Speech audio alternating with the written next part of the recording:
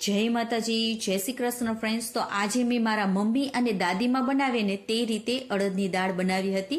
તેમાં આપણે બિલકુલ તેલનો પણ ઉપયોગ નહીં કરીએ અને વઘાર પણ નહીં કરીએ તો પણ આ અડદની દાળ એકદમ ટેસ્ટી બનશે અને કોઈને ખબર પણ નહીં પડે કે તમે આમાં તેલનો પણ ઉપયોગ નથી કર્યો અને વઘાર પણ નથી કર્યો. તો તેની માટે મેં અહીંયા 1 કપ જેટલી અડદની દાળ લઈ લીધી છે. તેને આપણે 2 થી 3 વાર ધોઈ લેવાની છે. પછી પાણી કાઢી અને તેને સીધી આપણે કુકરમાં લઈ લઈશું. હવે દાળથી 1 ઇંચ ઉપર રહે ને તેટલું આપણે પાણી નહીં લેવાનું છે. સાથે જરૂર મુજબ મીઠું નાખી દઈશું અને થોડી હળદર નાખી દઈશું. બધાને આપણે એકવાર આવી રીતે મિક્સ કરી લેવાનું છે. હવે કુકરનું ઢાંકણ બંધ કરી દેવાનું છે અને ગેસની મીડિયમ ફ્લેમ ઉપર ફક્ત આપણે 1 જ સીટી થવા દેવાની છે. ફક્ત 1 જ સીટી થવા દેશું જેથી કરીને દાળ પણ આપણી ચડી જશે અને એનો દાણો છે ને એકદમ આખો રહેશે. હવે આપણે એક ખાંડડી દસ્તો લઈ લેવાનો છે. તેમાં મેં અહીંયા 4 મોટી લસણની કળી લઈ લીધી છે. સાથે એક મોટું મોરું મરચું લીધું છે. તમે આની જગ્યાએ તીખું મરચું પણ લઈ શકો છો. સાથે એક આદુનો કટકો લઈ લેવાનો છે અને કોથમીરને મેં દાંડલા સહિત કટ કરી લીધી છે. અને સાથે અડધી ચમચી જેટલું આખું જીરું નાખી દઈશું. તેનાથી તેનો ટેસ્ટ પણ સરસ આવશે અને સુગંધ પણ સરસ આવશે. તો તેને આપણે ખાંડી લેવાનું છે. તો જો આપણે આવી રીતે ખાંડી લેવાનું છે. આવી રીતે તમે કરશો ને કોથમીરને પણ ખાંડીને નાખશો ને તો તેનો ટેસ્ટ અને તેનો સ્વાદ પણ બહુ જ સરસ આવે છે.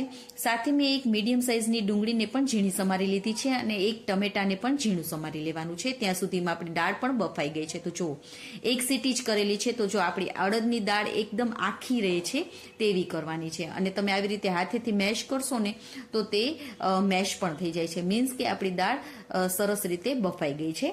હવે ફરીથી આપણે કુકરને ગેસ ઉપર ચડાવી દઈશું અને ગેસની ફ્લેમને આપણે થોડી વાર માટે ધીમી કરી નાખશું. અને આપણે જે લસણની ચટણી કરેલી છે ને તેને નાખી દઈશું.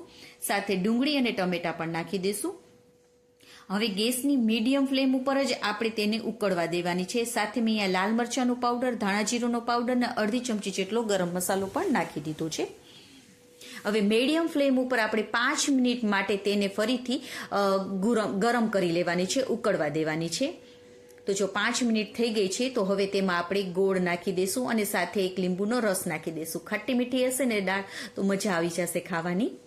તો આપણી આ અડદની દાળ તૈયાર થઈ ગઈ છે. બહુ જ ટેસ્ટી લાગે છે. તો તમે પણ આવી રીતે એકવાર જરૂરથી ટ્રાય કરજો. અને જે લોકો ડાયટિંગ કરતા હશે, જે લોકોને પતલું થવું છે તેની માટે તો આ બેસ્ટ છે. અને શનિવાર પણ આવે છે તો આપણા ગુજરાતીઓના ઘરમાં દર શનિવારે અડદની દાળ તો બને જ છે.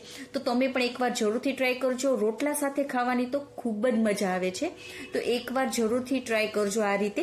અને કાલ જ શનિવાર છે તો તમે આવી રીતે દાળ બનાવીને બધાને સર્વ કરજો. બધાને ખૂબ જ પસંદ આવશે.